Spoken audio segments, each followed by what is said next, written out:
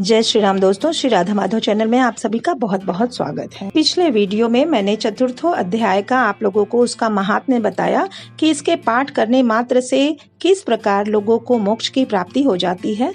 अर्थात व्यक्ति को अपना कर्म करते रहना चाहिए, फल की इच्छा नहीं करनी चाहिए। जय श्री कृष्णा। इमं विवस्वते योगम प्रोक्तवानहं व्ययम् विवस्वान्मनवे प्राह मनोरिक्ष्वाकवे ब्रवीत। श्री भगवान कहते हैं, मैंने इस अविनाशी योग को सूर्य से कहा था, सूर्य ने अपने पुत्र वैवस्वत मनु से कहा और मनु ने अपने पुत्र राजा इक्ष्वाकु से कहा। अर्थात भगवान श्री कृष्ण जो अविनाशी, जो कभी समाप्त न होने वाले योग को भगवान सूर्य से कहा था, सूर्य ने अपने पुत्र वैवस्वत मनु से कहा था और मनु ने अपने पुत्र राजा इक्ष्वाकु को अपनी ये बात बताई। एवं परंपरा प्राप्तम इमं राजर्षयो विदुः सकाले नेह महता योगो नष्टः परंतप। भगवान कहते हैं, हे परम तप अर्जुन, इस प्रकार परंपरा से प्राप्त हुए इस योग को राजर्षियों ने जाना। अर्थात एक दूसरे को हस्तांतरित करते हुए इस ज्ञान को, इस योग ज्ञान को सभी राजाओं ने जाना, किंतु उसके बाद वह योग बहुत काल से इस पृथ्वी लोक में लुप्त प्राय हो गया। भगवान ने कहा है, ज्ञान को जितना बांटा जाए वो और भी बढ़ता जाता है, और अगर उसका उपयोग कम हो गया, लोगों की रुचि दूसरी तरफ हो जाती है, तो वो ज्ञान धीरे धीरे लुप्त होने लगता है। इसलिए इस गीता ज्ञान को आप लोगों के समक्ष प्रस्तुत कर रही हूँ। उम्मीद है आप लोग इसे और भी आगे बढ़ाने का प्रयास करेंगे और ये घर घर तक गीता का ज्ञान पहुँचना चाहिए, ऐसा ध्येय होना चाहिए। सएवायं मया तेघ योगः प्रोक्तः पुरातनः भक्तोऽसि मे सखा चेति रहस्यं हेतदुक्तमम्।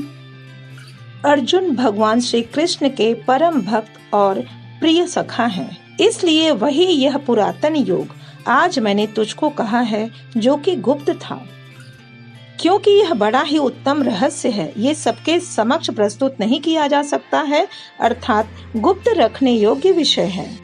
ये कोई साधारण ज्ञान नहीं है, ये विशिष्ट ज्ञान है और ज्ञानी जनों को ही इसकी जानकारी हो सकती है। अर्जुन उवाच अपरं भवतो जन्म परम जन्म विवस्वतः कथमेतद्विजानीयां त्वमादौ प्रोक्तवानिति। अर्जुन भगवान श्री कृष्ण की बातों को समझ नहीं सके और वो बोले, आपका जन्म तो अर्वाचीन अर्थात अभी हाल ही में हुआ है, और सूर्य का जन्म तो बहुत पुराना अर्थात कल्प के आदि में हो चुका था, अर्थात हजारों वर्ष पहले।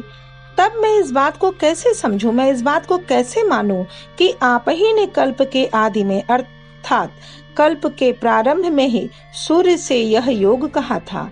आखिर ये कैसे संभव हुआ। श्री भगवानुवाच बहुनी मे व्यतीतानि जन्मानि तव चार्जुन तान्यहं वेद सर्वाणि न त्वं वेत्थ परन्तप। भगवान तो अंतर्यामी है, किंतु अर्जुन तो साधारण मानव है, इसलिए उन्हें ये ज्ञात नहीं हुआ। तब भगवान कहते हैं, श्री भगवान बोले, हे परम तप अर्जुन, मेरे और तेरे बहुत से जन्म हो चुके हैं, उन सबको तू नहीं जानता, किंतु मैं जानता हूँ, क्योंकि भगवान कृष्ण साधारण नहीं है, अविनाशी हैं, परम योगी हैं, इसलिए उन्हें सभी बातें याद हैं और साधारण मनुष्य को प्रत्यक्ष जो दिखाई देती है उसी को वो सत्य मानता है। अजो अपि संयव्ययात्मा भूतानामीश्वरो अपि सन् प्रकृतिं स्वामधिष्ठाय संभवाम्यात्ममायया। भगवान श्री कृष्ण अपने अस्तित्व के बारे में बताते हुए कहते हैं, मैं अजन्मा अर्थात जिसका जन्म नहीं होता, और अविनाशी स्वरूप जिसका नाश नहीं होता, तथा समस्त प्राणियों का ईश्वर होते हुए भी अपनी प्रकृति को अधीन करके अपनी योग माया से प्रकट होता हूँ। अर्थात भगवान श्री कृष्ण का कभी जन्म नहीं हुआ है, न ही उनका कभी नाश होता है, क्योंकि जिसका जन्म होता है उसकी मृत्यु होती है, अर्थात उसका नाश हो जाता है। भगवान श्री कृष्ण हम सामान्य मनुष्यों की भांति अपनी योग माया के द्वारा प्रकट हुए हैं और वो हम लोगों की तरह व्यवहार करते हैं। साधारण मनुष्यों को ये सीख दे सके, ये गीता का ज्ञान दे सके। यदा यदा हि धर्मस्य ग्लानिर्भवति भारत अभ्युत्थानमधर्मस्य तदात्मनं सृजाम्यहम्। भगवान कहते हैं, हे भारत, जब जब धर्म की हानि होती है और अधर्म की वृद्धि होती है, तब तब मैं प्रकट होता हूँ, अर्थात मैं अपने रूप को रचता हूँ, अर्थात साकार रूप से लोगों के सम्मुख प्रकट होता हूँ। मित्रों, जब जब धरती पर पाप बढ़ता है, धर्म की हानि होती है, तब तब भगवान श्री कृष्ण महान पुण्यात्मा जन्म लेते हैं और अधर्म का नाश कर धर्म की स्थापना करते हैं। परित्राणाय साधूनां विनाशाय च दुष्कृतां धर्म संस्थापनार्थाय संभवामि युगे युगे। भगवान कहते हैं, साधु पुरुषों का उद्धार करने के लिए, पाप कर्म करने वालों का विनाश करने के लिए और धर्म की अच्छी तरह से स्थापना करने के लिए मैं युग युग में प्रकट हुआ करता हूँ। अर्थात जब जब संसार में पाप कर्म बढ़ जाता है और अच्छे मनुष्यों पर अत्याचार होता है, तब भगवान धर्म की पुनः स्थापना करने के लिए इस युग में बार बार प्रकट होते हैं, बार बार जन्म लेते हैं। जन्म कर्म च मे दिव्यम एवं यो व्यक्ति तत्वतः त्यक्त्वा देहं पुनर्जन्म नैति मामेति सो अर्जुन। हे अर्जुन, मेरे जन्म और कर्म दिव्य अर्थात निर्मल और अलौकिक हैं। इस प्रकार जो मनुष्य तत्व से जान लेता है, वह शरीर को त्याग कर फिर जन्म को प्राप्त नहीं होता, किंतु मुझे ही प्राप्त होता है। अर्थात भगवान श्री कृष्ण सर्वशक्तिमान सच्चिदानंद घन परमात्मा, अज अविनाशी और सर्वभूतों के परम गति तथा परम आश्रय हैं। वे केवल धर्म को स्थापना करने के लिए और संसार का उद्धार करने के लिए ही अपनी योग माया से सगुण रूप में संसार में प्रकट होते हैं और पापियों का नाश करते हैं। इसलिए परमेश्वर के समान सुहृदय, प्रेमी और पतित पावन दूसरा कोई नहीं है। ऐसा समझकर जो व्यक्ति परमेश्वर का अनन्य प्रेम से निरंतर चिंतन करता है, अर्थात उनके प्रति अपनी भक्ति समर्पित अपने आप को समर्पित कर देता है और आसक्ति रहित संसार में व्यवहार करता है, वही उनका तत्व जानता है, अर्थात वही भगवान कृष्ण को पा जाता है। तब वह अपने जन्म मृत्यु के चक्कर से छूट करके भगवान की शरण में चला जाता है, अर्थात भगवान कृष्ण उसे अपना लेते हैं। वीतराग भय क्रोधा मन्मया मामुपाश्रिताः बहवो ज्ञान तपसा पूता मद्भाव मांगताः। पहले भी जिनके राग, भय और क्रोध अर्थात लोभ, मोह, गुस्सा सर्वथा नष्ट हो गए थे और जो मुझ में अर्थात भगवान कृष्ण में अनन्य प्रेम पूर्वक स्थित रहते थे, ऐसे मेरे आश्रित रहने वाले बहुत से भक्त ज्ञान रूप तप से पवित्र होकर मेरे स्वरूप को प्राप्त हो चुके हैं। जो मनुष्य अपने इंद्रियों को अपने वश में कर लिया है, अर्थात उसके मन में लोभ, मोह, लालच, ईर्ष्या, द्वेष की भावना का नष्ट हो चुका है, वह कृष्ण के सानिध्य में आ गया है, अर्थात वह कृष्ण के प्रेम में लीन हो गया है। उसे भगवान अपने पास बुला लेते हैं। जो व्यक्ति स्वयं भगवान कृष्ण के शरण में आ चुके हैं, उन व्यक्तियों को मोक्ष मिल चुका है, अर्थात वह कृष्ण के सानिध्य में आ चुके हैं। ये यथा माम प्रपद्यन्ते तांस्तस्थैव भजाम्यहम् मम वर्तमानो वर्तन्ते मनुष्यः पार्थ सर्वशः। हे अर्जुन, जो भक्त मुझे जिस प्रकार भजते हैं, मैं भी उनको उसी प्रकार भजता हूँ, क्योंकि सभी मनुष्य सब प्रकार से मेरे ही मार्ग का अनुसरण करते हैं। कहने का तात्पर्य ये है, भगवान कह रहे हैं, जो मनुष्य मेरे बताए हुए मार्ग का अनुसरण करता है, मेरी बातों का अमल करता है, मैं सदा उसके साथ रहता हूँ। जो मनुष्य उनकी बातों को, उनके ज्ञान के मार्ग का अनुसरण करता है, वह एक तरह से कृष्णमय हो जाता है, अर्थात कृष्ण में ही लीन हो जाता है। मित्रों, यहाँ पर भजने का मतलब ये नहीं कि पूजा पाठ, भजन कीर्तन आदि।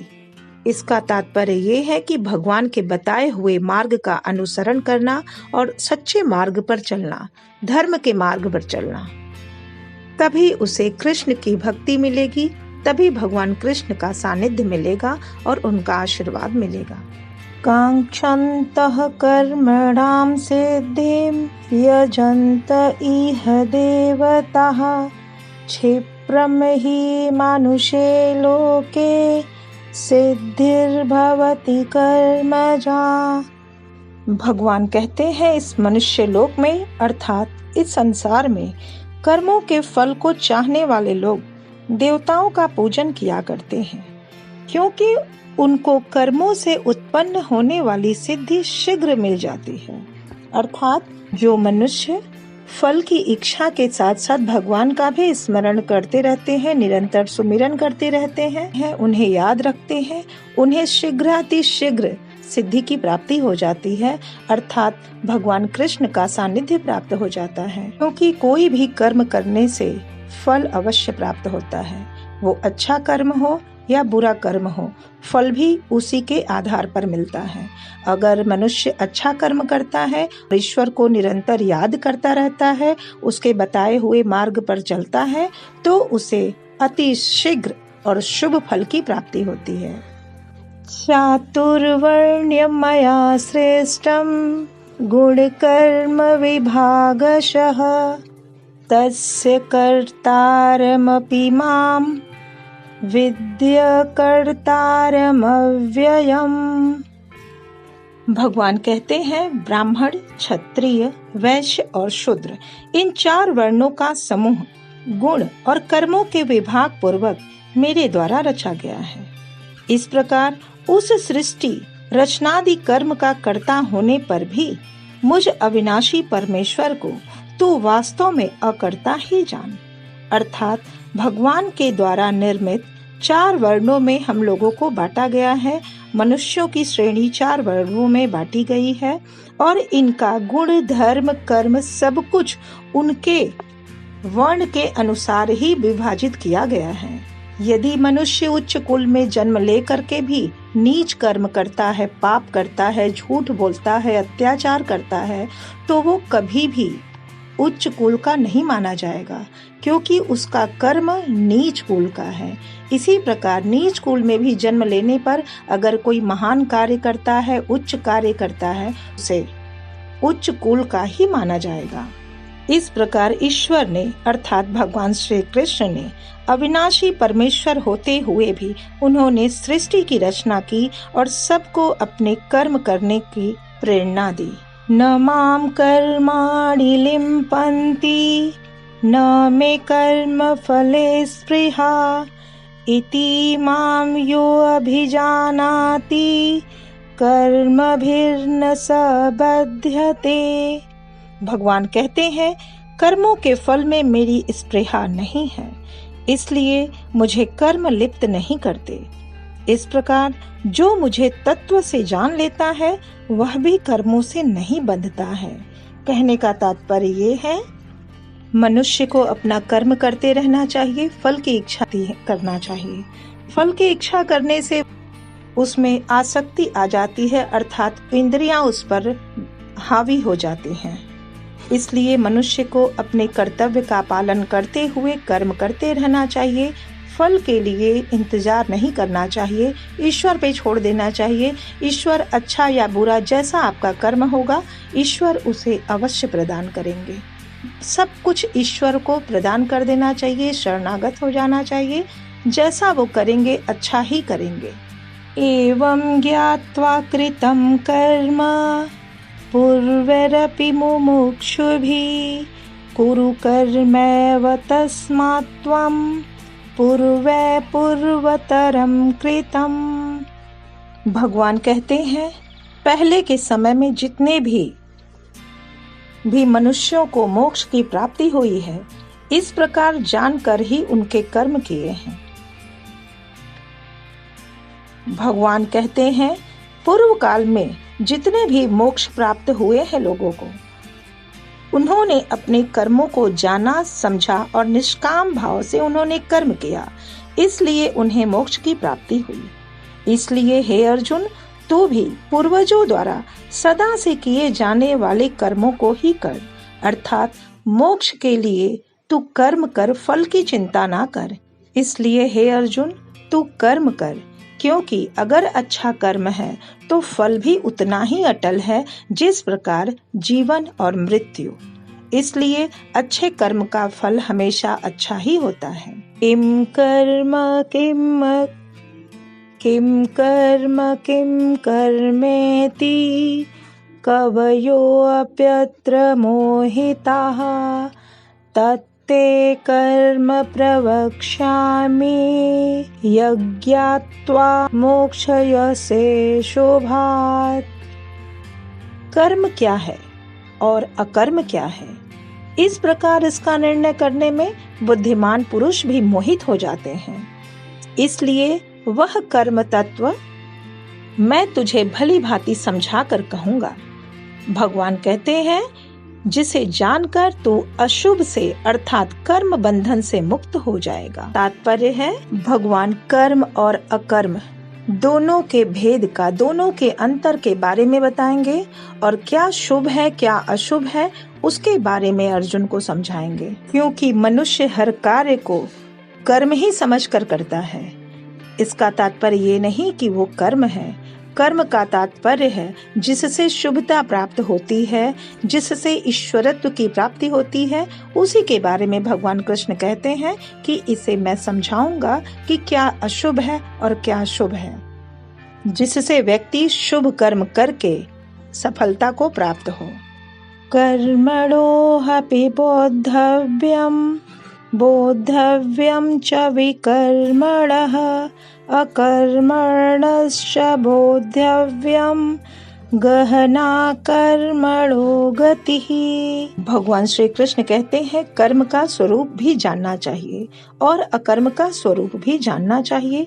कर्म क्या है, अकर्म क्या है, इसके बारे में जरूर जानना चाहिए तथा विकर्म का स्वरूप भी जानना चाहिए, क्योंकि कर्म की गति बड़ी गहन है, बहुत क्रिटिकल है। कहने का तात्पर्य ये है मित्रों, भगवान ने कहा कर्म का स्वरूप अर्थात जो कार्य किया जाता है उसका स्वरूप, अकर्म का जो नहीं किया जाता है उसका स्वरूप, और विकर्म अर्थात जो विशेष रूप से किया जाता है उसका स्वरूप। इसके बारे में हमें जानकारी होनी चाहिए, क्योंकि कर्म की गति ही है जो हमें फल की प्राप्ति कराती है, जो हमें ईश्वर तक पहुंचाने का मार्ग प्रशस्त करती है। इसलिए भगवान कहते हैं, मनुष्यों को अपने कर्म के बारे में जानकारी होनी चाहिए। कर्मण्य कर्म यः पश्येद् कर्मणि च कर्म यः स बुद्धिमान् मनुष्येषु स युक्तः कृत्स्न कर्म कृत। जो मनुष्य कर्म में अकर्म देखता है और जो अकर्म में कर्म देखता है, वह मनुष्यों में बुद्धिमान है और वह योगी समस्त कर्मों को करने वाला है। अर्थात जो मनुष्य कर्म करके भी घमंड नहीं करता है कि उसने ये काम किया, अर्थात ईश्वर को सुपुर्द कर देता है और फल की इच्छा नहीं करता है, सही मायने में उसे वो अकर्म के रूप में देखता है। और जो मनुष्य अकर्म अर्थात न करने वाले कर्म को कर्म की तरह देखता है, अर्थात जितनी भी गलतियां हैं, अशुद्धियां हैं, बुराइयां हैं, वह दूर करने का प्रयास करता है, वही मनुष्य बुद्धिमान कहलाता है। और वही योगी समस्त कर्मों को करने वाला है, वही योगी के समान है, अर्थात वही कृष्ण के सानिध्य में रहने के योग्य है। यस्य सर्वे समारंभा काम संकल्प वर्जिताः ज्ञानाग्निदग्ध कर्माणं तमाहु पंडितम बुधा।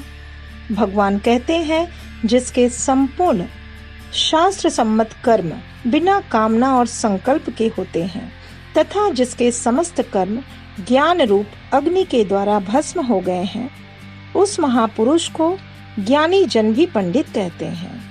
तात्पर्य ये है, भगवान कहते हैं कि जो कर्म वही श्रेष्ठ होता है जो शास्त्र के द्वारा बताया हुआ होता है, जो धर्म के अनुकूल होता है। शास्त्र सम्मत कर्म करने से ही उपलब्धि की प्राप्ति होती है। महापुरुष वही कर्म करते हैं जो शास्त्र सम्मत होता है, जो धर्म के द्वारा बताया हुआ होता है। वही अच्छा या बुरा आप अपने से सोच समझ करके, जो हमारे शास्त्रों में बताया गया है नियम, जो हमारे धर्म के अनुकूल है, कर्म वही करना चाहिए।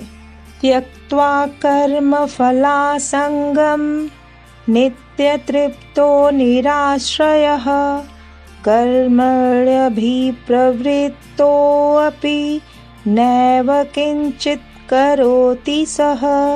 भगवान कहते हैं, जो पुरुष समस्त कर्मों में और उनके फल में आसक्ति का सर्वथा त्याग करके संसार के आश्रय से रहित हो गया है और परमात्मा में नित्य तृप्त है, वह कर्मों में भली भांति बरतता हुआ भी वास्तव में कुछ भी नहीं करता।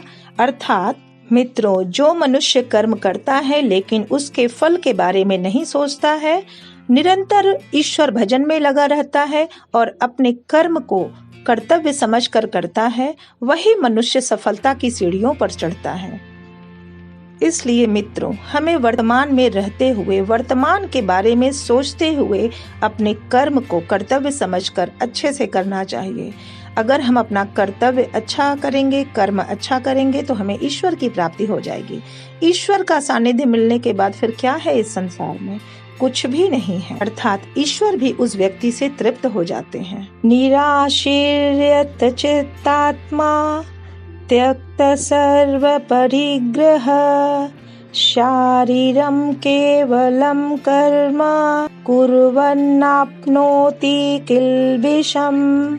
भगवान कहते हैं, जिसका अंतःकरण और इंद्रियों के सहित शरीर जीता हुआ है और जिसने समस्त भोगों की सामग्री का परित्याग कर दिया है, अर्थात जिसने अपने इंद्रियों को अपने वश में कर लिया है, ऐसा आशा रहित पुरुष केवल शरीर संबंधी कर्म करता हुआ भी पापों को नहीं प्राप्त होता।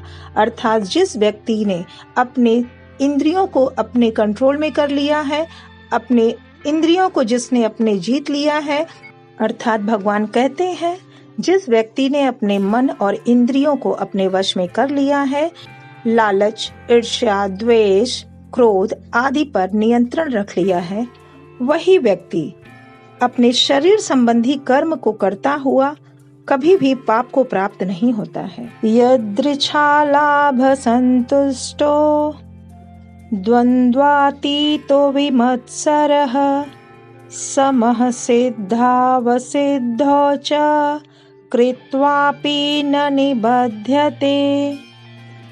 भगवान यहाँ कर्म योगी के बारे में बताते हुए कहते हैं, जो बिना इच्छा के अपने आप प्राप्त हुए पदार्थ में संतुष्ट रहता है, जिसे किसी भी चीज की इच्छा नहीं है, जिसमें ईर्ष्या का सदा अभाव हो गया, दूसरों की उन्नति को देख करके जो जलता नहीं है, ईर्ष्या नहीं करता है, जो हर्ष, शोक आदि द्वंद्वों से सर्वथा छूट चुका है, न उसे बहुत अच्छा मिलने से खुशी होती है, न कुछ चले जाने से शोक होता है।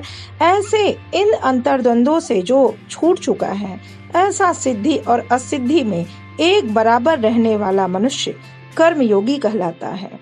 और कर्मयोगी कर्म करता हुआ भी उनसे कभी नहीं बंधता है, अर्थात कर्म करता है, फल की इच्छा नहीं करता है, क्योंकि वह कर्मयोगी अपने मन और इंद्रियों को अपने वश में कर लिया है। उसे अब किसी भी तरह के सांसारिक लोभों, सांसारिक चीजों से कोई लगाव नहीं है। वह तो निरंतर कर्म करता है और ईश्वर में लीन रहता है। गत संगस्य मुक्तस्य ज्ञानावस्थित चेतसः अज्ञायाचरतः कर्म समग्रम प्रविलीयते।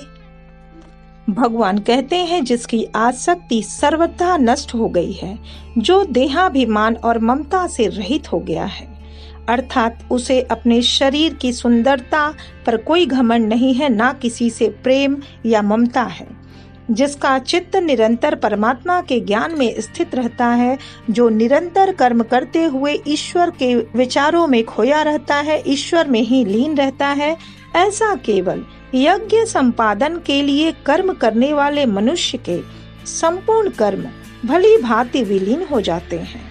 कहने का तात्पर्य है, भगवान कहते हैं, जो सांसारिक मोह माया आसक्ति से देहाभिमान अर्थात अपनी बलवान या सुंदर काया से भी या ममता और प्रेम से भी रहित हो चुके हैं और जिनका मन निरंतर ईश्वर आराधना में लीन है, ईश्वर के ज्ञान में स्थित रहता है, ऐसे लोग अपने कर्म को यज्ञ के समान करते हैं और ईश्वर को प्राप्त हो जाते हैं, अर्थात मोक्ष की प्राप्ति हो जाती है। ऐसे बहुत ऐसे व्यक्ति हैं जो इस तरह का जीवन जीते हैं। ब्रह्मार्पणं ब्रह्म हविर् ब्रह्माग्नो ब्रह्मणाहुतं ब्रह्मैव तेन गन्तव्यं ब्रह्म कर्म समाधिना। भगवान श्री कृष्ण कहते हैं, जिस यज्ञ में अर्पण अर्थात श्रुत्वा आदि भी ब्रह्म है, अर्थात अर्पण करने की जो सामग्री है वह ब्रह्म है, हवन किए जाने योग्य द्रव्य भी ब्रह्म है, तथा ब्रह्म रूप कर्ता के द्वारा जो हवन करता है वह भी ब्रह्म है, और ब्रह्म रूप अग्नि में आहुति देना अर्थात जिसकी आहुति दी जाती वह भी ब्रह्म है। उस ब्रह्म कर्म में स्थित रहने वाले योगी द्वारा किए जाने योग्य फल भी ब्रह्म ही है, अर्थात जो भी नित्य कर्म होते हैं, जो भी यज्ञ किया जाता है, जो करता है, जो यज्ञ है, जो हवन सामग्री है और जो यज्ञ करता है, वह सब कुछ ब्रह्म है। ब्रह्म अर्थात सबसे बड़ा सत्य। दैवमेवापरे यज्ञं योगिनः पर्युपासते ब्रह्माज्ञावपरे यज्ञं यज्ञेनैवोपजुहति। भगवान कहते हैं, दूसरे योगी जन देवताओं के पूजन रूप यज्ञ का ही भली भांति अनुष्ठान करते हैं और अन्य योगी जन परम ब्रह्म परमात्मा रूप अग्नि में अभेद दर्शन रूप यज्ञ के द्वारा ही आत्म रूप यज्ञ का हवन किया करते हैं। अर्थात भगवान कहते हैं, अपने कर्म को यज्ञ स्वरूप ईश्वर को अर्पित कर दो और फल की इच्छा ना करो। आपका जीवन सुलभ हो जाएगा, सफल हो जाएगा, क्योंकि परम ब्रह्म परमात्मा में ज्ञान द्वारा एक ही भाव से स्थित होना ही ब्रह्म रूप अग्नि में यज्ञ के द्वारा यज्ञ को हवन करना है।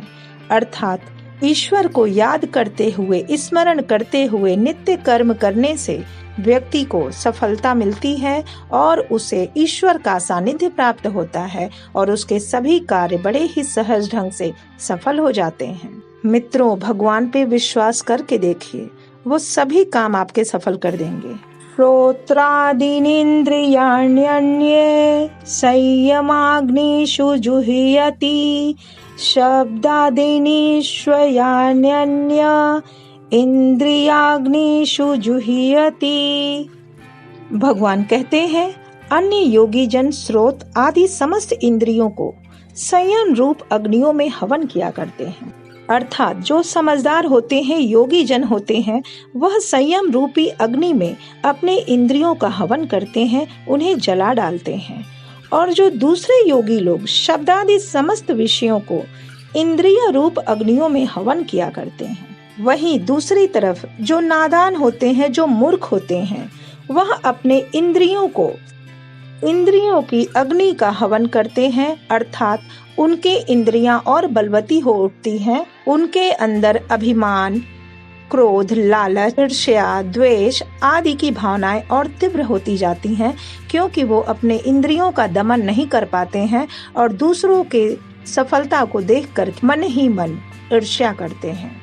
सर्वाणींद्रिय कर्माणि प्राण कर्माणि चापरे आत्म संयम योगाग्नो जुह्यति ज्ञान दीपिते। भगवान कहते हैं, दूसरे योगी जन इंद्रियों की संपूर्ण क्रियाओं को और प्राणों की समस्त क्रियाओं को ज्ञान से प्रकाशित आत्म संयम योग रूप अग्नि में हवन किया करते हैं, अर्थात अपने ज्ञान से वो अपने इंद्रियों को अपने वश में करते हैं और उनका दमन करते हैं।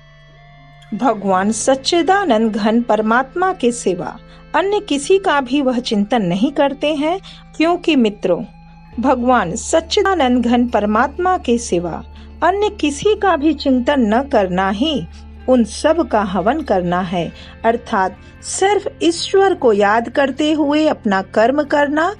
वही व्यक्ति अपने इंद्रियों को अपने वश में रखने में सफल है, जो निरंतर ईश्वर के बारे में सोचता है, ईश्वर के बताए हुए रास्ते पर चलता है और अपने कर्तव्य का पालन करता है। द्रव्य यज्ञास्तपो यज्ञा योग यज्ञास्तथा परे स्वाध्याय ज्ञान यज्ञाश्च यतयः संशित व्रतः। भगवान कहते हैं, प्रत्येक मनुष्य अपने अपने नियम के अनुसार अपने अपने हिसाब से ईश्वर की आराधना करता है। कई पुरुष द्रव्य संबंधी यज्ञ करने वाले हैं, कितने ही तपस्या रूप यज्ञ करने वाले हैं, तथा दूसरे कितने ही योग रूप यज्ञ करने वाले हैं, और कितने ही अहिंसादि तीक्ष्ण व्रतों से युक्त यत्नशील पुरुष स्वाध्याय रूप ज्ञान यज्ञ करने वाले हैं। अर्थात कोई मंत्र जाप करता है, कोई साधना करता है, कोई यज्ञ करता है और अपने अपने हिसाब से वह ईश्वर को पाने की कोशिश करता है। सभी व्यक्ति चाहते हैं ईश्वर उन्हें प्राप्त हो, सभी अपने अपने प्रयासों से ईश्वर की प्राप्ति के लिए अनेक उपाय करते हैं। किंतु मित्रों, उचित कर्तव्य करिए, कर्म करिए, ईश्वर आपके साथ हैं। आपको अपना लक्ष्य पहचानना है, ईश्वर की आराधना करना है, ईश्वर के बताए हुए मार्ग पर चलना है, सफलता आपको एक कदम चूमेगी। अपाने जुह्यति प्राणम प्राणे अपानम तथा परे प्राणापान गतिरुद्ध्वा प्राणायाम परायणः अपरे नियताहारः प्राणान् प्राणेषु जुह्यति सर्वे अप्येते यज्ञविदो यज्ञक्षपित कल्मषः। भगवान श्री कृष्ण यहाँ प्राणायाम के बारे में बता रहे हैं। मित्रों, दूसरे कितने ही योगी जन अपान वायु में प्राण वायु को हवन करते हैं। अपान वायु अर्थात सांस को छोड़ना, और सांस का मतलब है अंदर की तरफ लेना। वैसे ही अन्य योगी जन प्राण वायु में अपान वायु को हवन करते हैं, तथा अन्य कितने ही नियमित आहार करने वाले प्राणायाम परायण पुरुष प्राण और अपान की गति को रोककर प्राणों को प्राणों में ही हवन किया करते हैं। ये सभी साधक यज्ञों द्वारा पापों का नाश कर देने वाले और यज्ञों को जानने वाले होते हैं। मित्रों, जो व्यक्ति नित्य प्राणायाम करता है, उसकी सभी इंद्रियां उसके अनुसार ही कार्य करती हैं। भगवान यही बताना चाहते हैं कि किस प्रकार प्राणायाम करने से हम अपने इंद्रियों को अपने वश में कर सकते हैं और किस प्रकार हम एक योगी के रूप में रह सकते हैं। यज्ञशिष्टामृत भुजो यान्ति ब्रह्म सनातनम नायम लोको असत्यज्ञस्य कुतो अन्यः कुरु सत्तमा। भगवान यज्ञ की महिमा को बताते हुए अर्जुन से कहते हैं, हे कुरुश्रेष्ठ अर्जुन, यज्ञ से बचे हुए अमृत का अनुभव करने वाले योगी जन सनातन परम ब्रह्म परमात्मा को प्राप्त होते हैं, और यज्ञ न करने वाले पुरुष के लिए तो यह मनुष्य लोक भी सुखदायक नहीं है, फिर परलोक कैसे सुखदायक हो सकता है।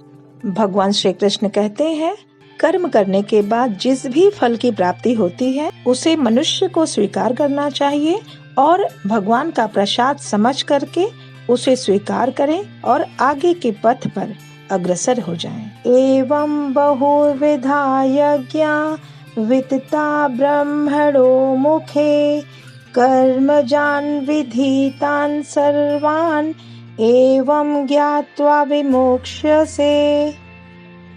भगवान कहते हैं, इसी प्रकार और भी बहुत तरह के यज्ञ वेद की वाणी में विस्तार से कहे गए हैं। उन सबको तू मन, इंद्रिय और शरीर की क्रिया द्वारा संपन्न होने वाले जान। इस प्रकार तत्व से जानकर उनके अनुष्ठान द्वारा तू कर्म बंधन से हमेशा के लिए मुक्त हो जाएगा। भगवान कृष्ण ने अनेक यज्ञों के बारे में बताया है और हमारे वेदों में भी इसकी बहुत सारी जानकारी है। जब हम अपने आप को नियंत्रित रखेंगे, अपने इंद्रियों को अपने वश में रखेंगे, मन को वश में रखेंगे और अपने धर्म का, कर्तव्य का पालन निष्ठा के साथ करेंगे, अर्थात प्राणायाम करते हैं, अपनी सांसों को नियंत्रित करते हैं, यह सब यज्ञ ही तो है। भगवान के बताए हुए रास्ते पर चलना ये यज्ञ ही है। अगर हम इसे श्रद्धा और संयम के साथ अपना कर्तव्य समझकर करते हैं तो हमें मोक्ष की प्राप्ति होती है, अर्थात भगवान स्वयं हमारी मदद करेंगे। वेयान् द्रव्यमयाद्यज्ञा ज्ञान यज्ञः परन्तप सर्वं कर्माखिलं पार्थ ज्ञाने परिसमाप्यते। भगवान कहते हैं, हे परंतप अर्जुन, द्रव्य में यज्ञ की अपेक्षा ज्ञान यज्ञ अत्यंत श्रेष्ठ है तथा यावन मात्र संपूर्ण कर्म ज्ञान में समाप्त हो जाते हैं। कहने का तात्पर्य ये है, भगवान कहते हैं कि जो द्रव्यों से, घी से अग्नि में आहुति दी जाती है उनसे श्रेष्ठ ज्ञान यज्ञ है। जो हम अपने सांसों को नियंत्रित करके प्राणायाम करते हैं, कर्म करते हैं लेकिन फल की इच्छा नहीं करते हैं, अपने इंद्रियों को अपने वश में करके, अपने मन को वश में करके अपना कर्म करते हैं, फल की इच्छा नहीं करते हैं, निष्काम भाव से अपना कर्म करते हैं, यही सर्वश्रेष्ठ यज्ञ है। घी, शक्कर, आहुति आदि से यज्ञ करने की अपेक्षा ज्ञान यज्ञ को सर्वश्रेष्ठ माना गया है। ज्ञान यज्ञ करने से हमें ईश्वर से साक्षात्कार होता है, हमें ईश्वर की प्राप्ति होती है। तद्विद्धि प्रणिपातेन परिप्रश्नेन सेवया उपदेक्ष्यन्ति ते ज्ञानम ज्ञानिनस्तत्त्वदर्शिनः। भगवान कहते हैं, उस ज्ञान को तू तत्वदर्शी ज्ञानियों के पास जाकर समझ। उनको भली भांति दंडवत प्रणाम करने से, उनकी सेवा करने से और कपट छोड़कर सरलता पूर्वक प्रश्न करने से वे परमात्म तत्व को भली भांति जानने वाले ज्ञानी महात्मा तुझे उस तत्व ज्ञान का उपदेश करेंगे। मित्रों, अर्जुन के समक्ष तो स्वयं साक्षात ईश्वर थे जो उन्हें तत्व ज्ञान के बारे में उपदेश दिए हैं, किंतु हम अज्ञानी, हम मनुष्य को तत्व के ज्ञान की प्राप्ति होगी। इसके लिए भगवान ने मार्गदर्शन करते हुए हम लोगों के लिए कहा है कि किसी महान महात्मा के पास जा करके उन्हें दंडवत प्रणाम करके अपने अंदर छल कपट इत्यादि दुर्गुणों को दूर करके उनसे सरलता पूर्वक परम तत्व के बारे में जानकारी प्राप्त करो। वो तुझे तत्व ज्ञान के बारे में उपदेश जरूर देंगे, तुझे तत्व ज्ञान के बारे में अर्थात ईश्वर के बारे में तुझे जरूर बताएंगे। उन्हें दंडवत प्रणाम करें, उनकी सेवा करें और उनकी भक्ति में, ईश्वर की भक्ति में लीन होकर उनसे सरलता पूर्वक प्रश्न करें, अभिमानवश नहीं बल्कि एक जिज्ञासु की तरह। यज्ञ ज्ञात्वा न पुनर्मोहम् एवं यास्यसि पांडव येन भूतान्यशेषेण द्रक्ष्यस्यात्मन्यथो मयि। भगवान कहते हैं, जिसको जानकर फिर तू इस प्रकार मोह को नहीं प्राप्त होगा, तथा हे अर्जुन, जिस ज्ञान के द्वारा तू संपूर्ण भूतों को निःशेष भाव से पहले अपने में और पीछे मुझ सच्चिदानंद घन परमात्मा में देखेगा। अर्थात भगवान कहते हैं, जो पुरुष संपूर्ण भूतों में सबके आत्म रूप मुझ वासुदेव को ही व्यापक देखता है और संपूर्ण भूतों को मुझ वासुदेव के अंतर्गत देखता है, उसके लिए मैं अदृश्य नहीं होता और वह मेरे लिए अदृश्य नहीं होता।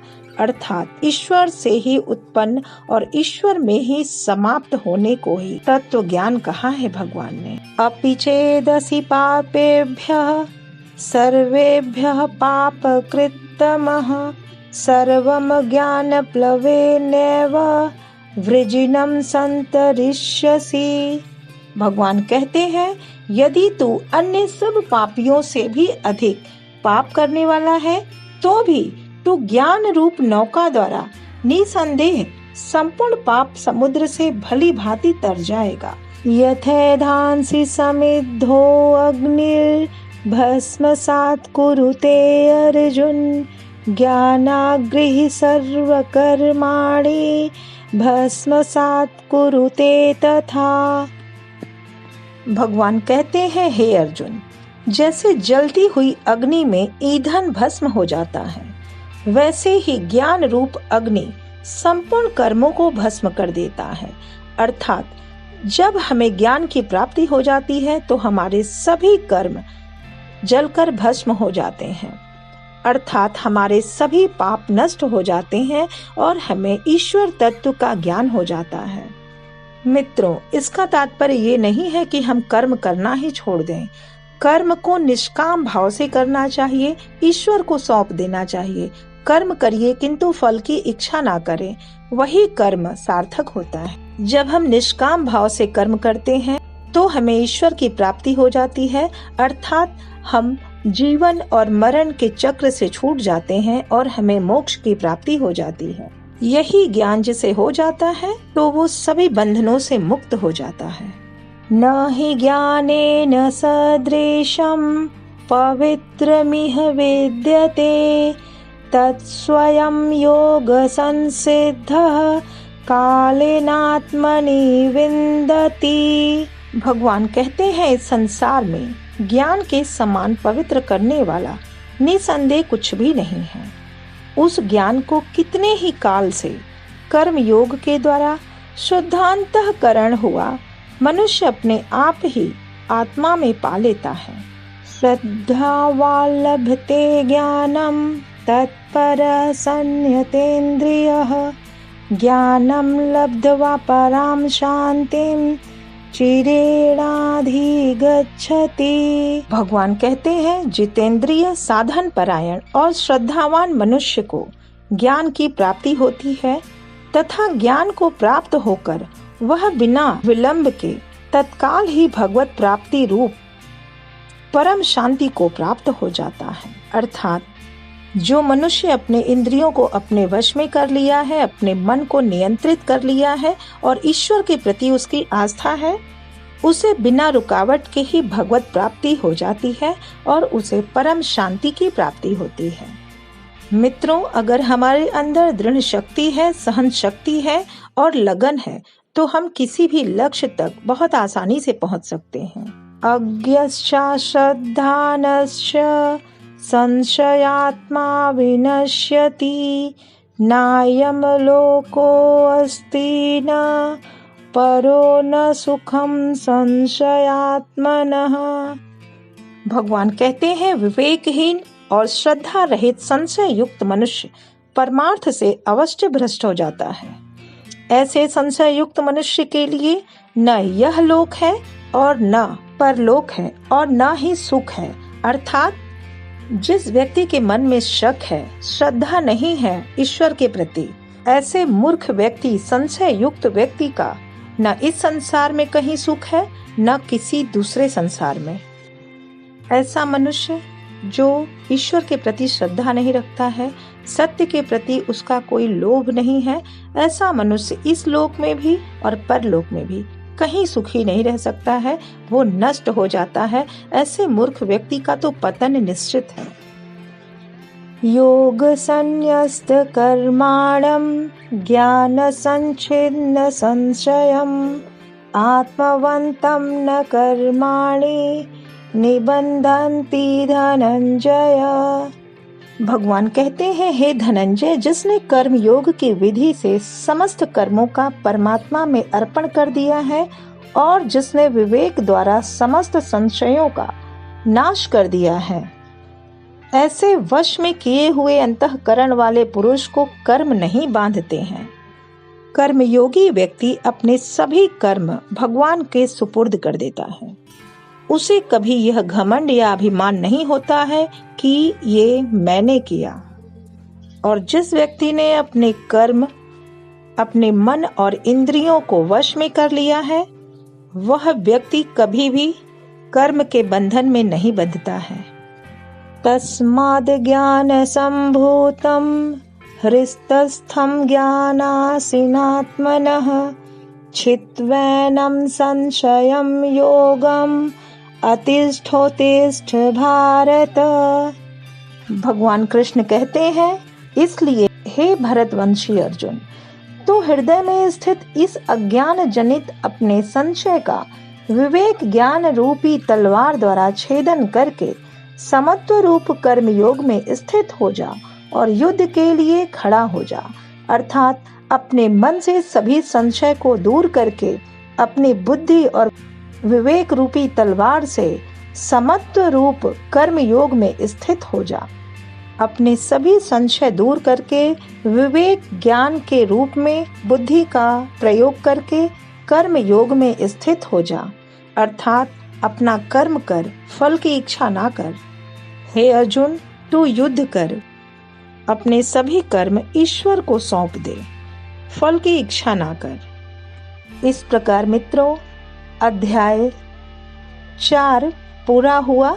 उम्मीद है आप लोगों को इस अध्याय से योग शास्त्र और कर्म शास्त्र के बारे में, कर्म के बारे में जो ज्ञान प्राप्त हुआ है उसको आप लोग अपने जीवन में उतारने की कोशिश करेंगे। 5वां अध्याय लेकर मैं जल्द आने वाली हूँ। बहुत बहुत धन्यवाद। जय श्री कृष्णा। हर हर महादेव।